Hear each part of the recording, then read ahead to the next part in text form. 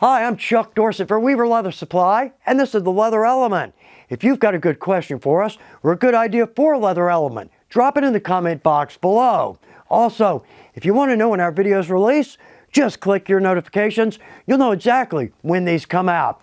So how about a shop tricks? I'm hoping there's something here that's going to help us out in our shop. Now, knowing I was going to shoot a shop tricks, about 2 weeks ago, I started just writing down simple, basic tricks and tips, things that help me out in my shop. I hope they're going to help you out.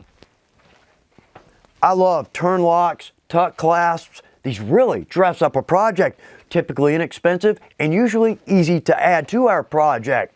Now, with these, most commonly, we're going to see 2 times. Well, that's easy enough to line up. But when we jump over to a tuck clasp, very common, very inexpensive, and these look good. But now, we've got 3 times. 2 of these are at an angle. That can be a real issue because we can always press this into our leather. We can see where we need our marks.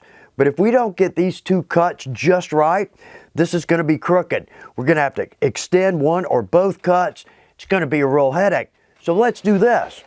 Typically, these will have a backing plate. So this is going to go through the leather, through our backing plate, and then our tines are going to bend down. Makes that very secure. So how about on our pattern, let's just use, there we go, our backing plate. We can measure this out, figure out exactly where that needs to be, drop that in, there we go. Now we can mark that with a pen.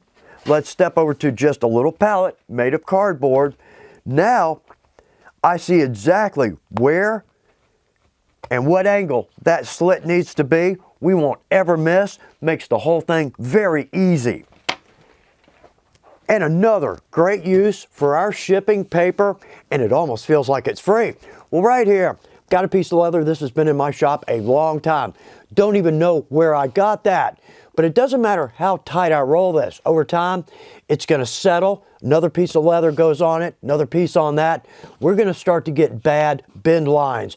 We will definitely see those on a project. So let's roll our softer leathers. Now, heavier weights, veg tan, leathers with more body, it's not much of an issue. But for the softer leathers, upholstery leathers, illusion, deer tan cow, let's roll this on a tube. Now, this is just from some wrapping paper. Yeah, relatively cheap, not going to hold up. But right here, if you order a piece of leather from Weaver, it's going to come wrapped in our shipping paper.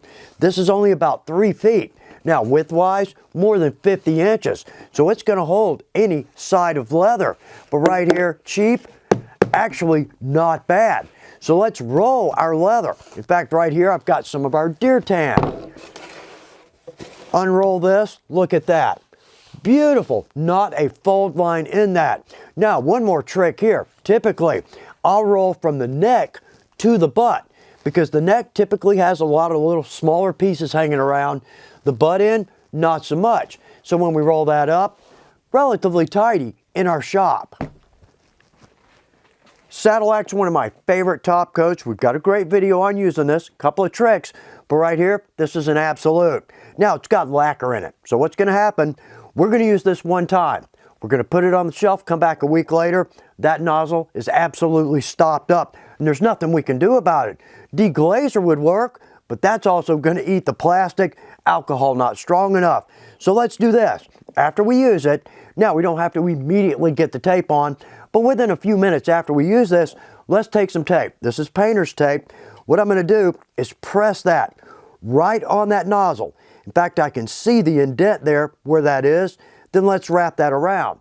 Now, the next time we use this, whether it's a week, a month, or a year, that nozzle is going to act just like it was brand new.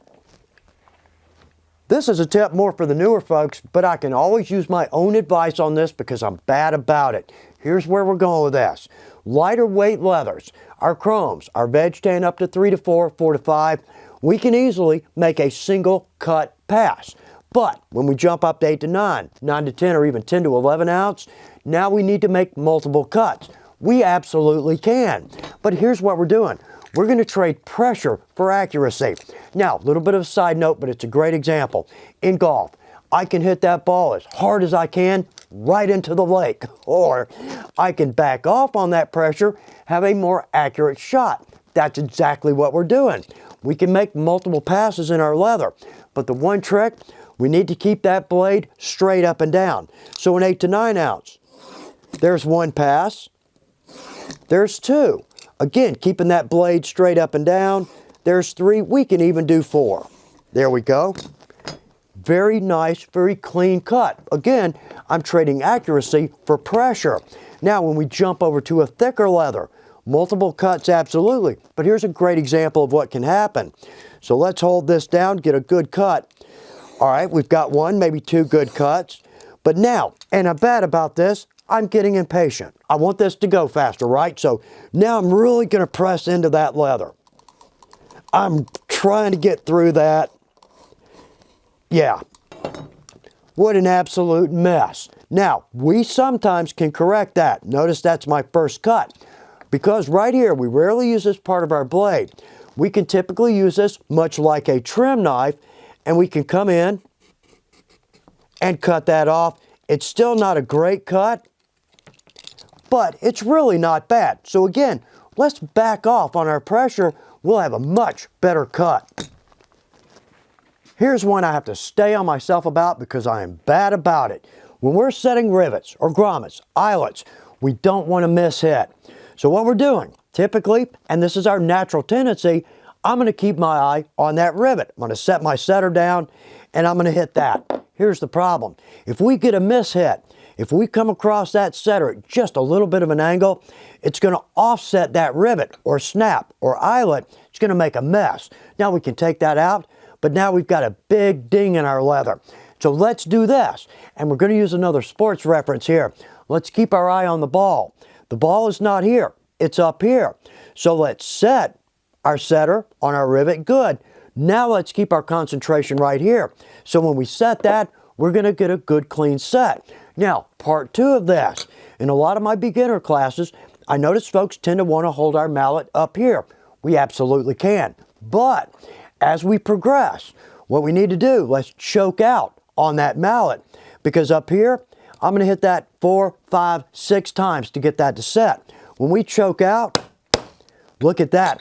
In fact, 2 hits was almost too much for that rivet. We're just letting physics help us out. I hope this is helpful information. Every one of these are simply things that help me out in my shop, and I hope they're going to help you out in your shop. Thanks for taking time to watch The Leather Element. Good luck with your projects.